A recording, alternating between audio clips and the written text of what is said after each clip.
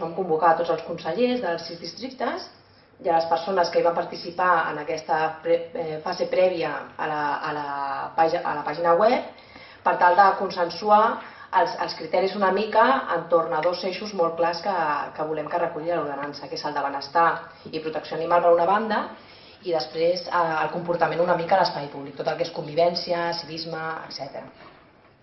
Finalment, amb un esborrany del que era una correcció de l'antiga ordenança, més totes les aportacions que trobàvem interessants, que es podien a nivell tècnic implementar i que anàvem incorporant, vam fer arribar aquest text a diferents entitats animalistes i elles ens han donat el seu feedback, el seu retorn amb quins punts veien elles que es quedaven una mica fluixets i reforçaven elles mateixes o quins altres trobaven que estaven bé, estaven en la línia cap a on va la nostra societat. De les aportacions telemàtiques de la primera fase es va obrir del 9 de novembre al 30. Van participar finalment 90 ciutadans de la ciutat i el número total d'aportacions que vam recollir són 178. A la taula presencial es va celebrar l'1 de desembre al Centre Cultural de la Bòbila, van participar 14 persones, es van recollir 36 aportacions i d'aquestes 29 eren consensuades per grups i 7 van ser individuals. I finalment de les entitats animalistes, el 18 de novembre els vam enviar el document, el 20 de desembre ja havien respost i han participat un total de 7 entitats. La situació actual, en el moment que ens trobem ara, estem acabant d'avaluar totes aquestes aportacions perquè sabíem que era un tema que creava molta controvèrsia per la situació de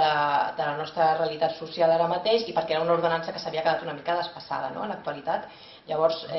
calculàvem tenir moltes però no tantes, amb la qual cosa continuem fent aquesta avaluació i incorporació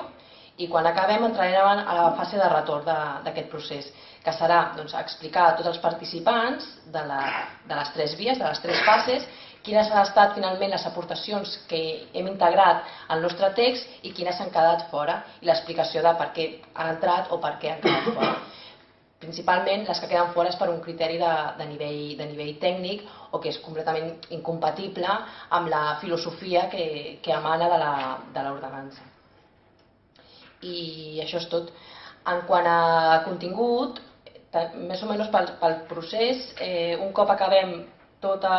aquesta part del procés participatiu, fase de retorn, etc., entrarà en fase d'aprovació, serà un projecte d'ordenança que tindrà una aprovació inicial amb un període d'esmenes i delegacions com qualsevol altre i finalment calculem que de cara a aquest estiu, el mes de juliol, entraria en vigor. Llavors tot això ho acompanyarem amb una campanya d'informació que els farem arribar també a tots els consellers tot el que és el contingut de l'ordenança perquè la sapiguem i la posem en marxa perquè no té sentit posar una ordenança sense informar bé i que estiguem tots conscienciats del seu contingut. Això és tot. Si hi ha alguna pregunta...